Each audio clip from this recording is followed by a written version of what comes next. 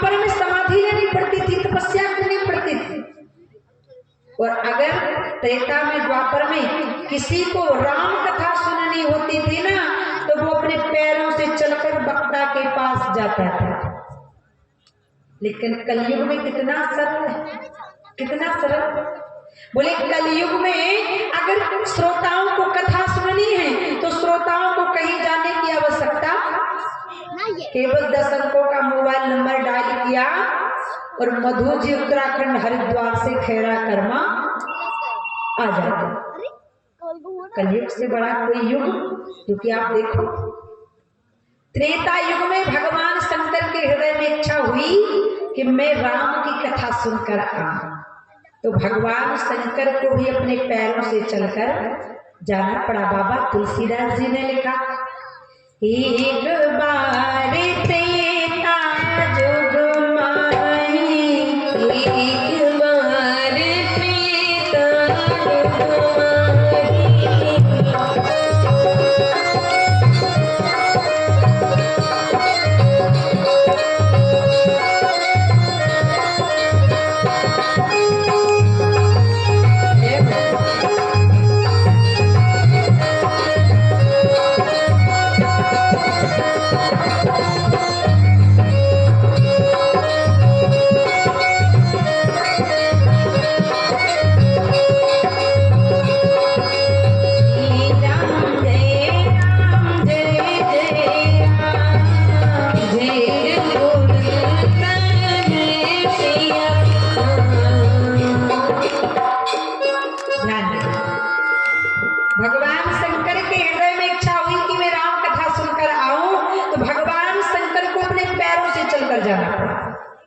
बक्ता सुनाने के लिए नहीं आया। ध्यान से, राम कथा केवल सुनना नहीं है कि इस कान से सुनो इस कान से निकाल दो। हमें राम की कथा को जीवन में भी उतारना है कि राम जी ने अपने चरित्र को कैसे किया, उस चरित्र पर हमें भी चलना। ध्यान दो, भगवान शंकर जब राम कथा सुनने गए तो अकेले गए कि किसी को लेकर गए? माता भगवान अकेले नहीं गए, किससे ले गए? बोले संग सती जग और जननी भवानी, पूजे ऋषि अकेले सुर जान। भगवान शंकर अपनी पत्नी को लेकर गए। अच्छा, हमें कथा राम की सुनना बस नहीं है, जीवन में उतारना। आप लोग भी कथा सुनने आए हो। कितने लोग हैं जो अपनी अपनी पत्नियों को लेकर आए हैं? जरा हाथ उठाकर बताओ। बहुत सुंदर, लगभग सभी लोग लेकर आए। बहुत सुंदर। अच्छा ध्यान देना, अगर आपका विवाह हो गया है तो कथा सुनने जाओ तो पत्नी को अवश्य लेकर जाओ। अगर विवाह नहीं हुआ तो आस पड़ोस के बाल बच्चों को लेकर जाओ, मित्रों को ले जाओ, सखियों को ले जाओ, वृद्ध माता पिता को ले जाओ, लेकिन कभी अकेले जाना नहीं चाहिए। और कहते 3 जगह कभी खाली हाथ नहीं जाना चाहिए। कहाँ कहाँ? बोले 3 जगह अगर आप खाली हाथ जाते हो तो आपको दोष लगता है। जैसे भी हमारे आचार्य जी बोल रहे थे संजय पांडे जी कि द्रव्य दक्षिणा समर्पयामि, जजवान जी से द्रव्य दक्षिणा करवाए। बड़ा अच्छा भाव व्यक्त कर रहे थे और कहते हैं 3 जगह कभी खाली हाथ मत जाओ। 3 जगह अगर खाली हाथ जाओगे तो आपको दोष लग जाएगा। पहला, बोले जिस घर में आपने अपनी बेटी की शादी की, जिस घर में आपने अपनी बेटी को ब्याह दिया, उस घर कभी जाओ तो खाली हाथ जाना नहीं है। अगर आपके पास कुछ नहीं है तो 1 दर्जन 1 गाछ केले ही लेकर चले जाए, लेकिन अकेले खाली हाथ मत जाए। दूसरा, बोले आपने अपने जीवन में जैसे गुरु बनाया है, गुरु दीक्षा मंत्र ली है, उस गुरु से भी मिलने जाओ तो कभी खाली हाथ जाना नहीं चाहिए, कुछ ना कुछ लेकर जाओ। तीसरा, किसी कथा पंडाल में जाओ तो वहां पर भी खाली हाथ जाना नहीं चाहिए। घर से आओ तो कुछ ना कुछ हाथ में लेकर आओ, ठाकुर जी को चढ़ाओ, क्योंकि जब कुछ लेकर आओगे तो कुछ लेकर जाओगे, और खाली हाथ आओगे तो खाली हाथ जाओगे। बोलो जय श्री राम। अच्छा, जरूरी नहीं है, अगर आपके पास धन है तो आप धन लेकर जाओ, धन नहीं है तो फल लेकर जाओ, फल नहीं है फूल लेकर जाओ, फूल भी नहीं तो पत्ता लेकर जाओ, लेकिन खाली हाथ कभी मत जाओ। क्योंकि कहते हैं हम अपनी कमाई से कमाए हुए धन को 3 तरीके से इस्तेमाल कर सकते हैं। पहला, खाओगे पियोगे तो अंग अंग लगेगा, दान करोगे तो आपकी औलाद के जीवन में संग संग चलेगा, और तीसरा, कोठी में गाड़ के रखोगे तो जंग जंग लगेगा। क्यों? क्योंकि पुण्य की जड़ पाताल तक और पाप की जड़ अस्पताल तक। और कहते हैं सोम का धन, कंजूस का धन चंडाल खाए, और जो बच जाए तो फिर अस्पताल में जाए। बोलो जय श्री राम। इसलिए 5 दिवसीय रुद्र महायज्ञ हो रहा है।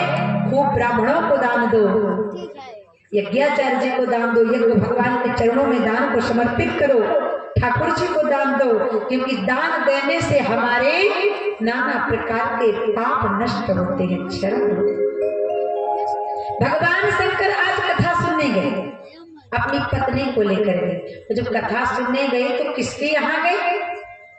कथा सुनने जाना है किसके यहाँ? एक तो विशेषता है इस गांव के लोगों में। देखिए 12 बज रहा, लेकिन यहाँ के लोग किसी को ये नहीं दिखाई दे रहा कि किसी को नींद आ रही। और एक विशेषता यहाँ की माताओं में बहुत है, मैं जब से देख रही हूँ, जब से कथा चल रही है, एक भी माँ आपस में बात नहीं कर रही। कहीं कहीं जाते हो तो वहां की माताएं आपस में इतना वार्तालाप करती हैं कि रोकना पड़ता है कि माताओं चुप हो जाओ, चुप हो जाओ।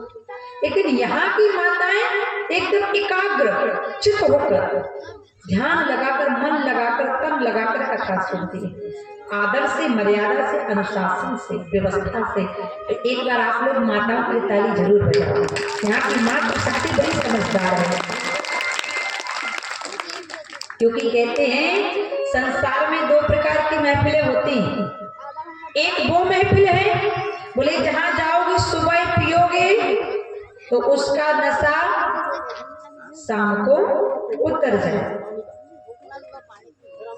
और एक ये महफिल है, बोले अगर इस महफिल का एक बार नशा चढ़ गया तो आप कितना भी चाहो कि नशा उतर जाए, लेकिन ये नशा उतरने वाला नहीं है। इसलिए कहते हैं कौन कौन सी महफिलें हैं कि लाखों महफिल जहां में यूं दो। एक बात बताएं भैया, हमें संसार में किसी से डर नहीं लगता। पहला डर लगता है जब हमारा टिकट ना हुआ हो और हमें कथा सुनाने के लिए जाना पड़े, तो पहले हमें डर लगता है ट्रेन में सीटी से, और दूसरा डर लगता है मंच पे सीटी से। तो थोड़ा साउंड वाले भैया ध्यान देंगे। बोलो हनुमान जी महाराज की। कि लाखों महफिल जहां में यूं तो तेरी महफिल सी महफिल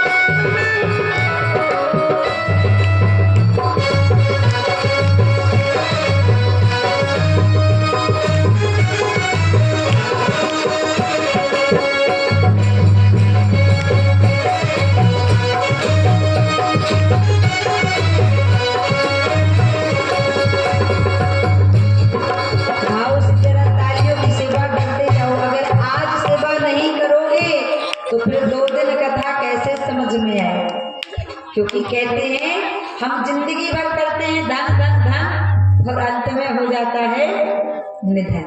और आप देख रहे हैं ये निधि दीदी है ना, ये लाइव चला रहे हैं, इसमें सब दिखाई दे रहा होगा कि कौन ताली बजा रहा कौन नहीं बजा रहा। एक जगह तो पता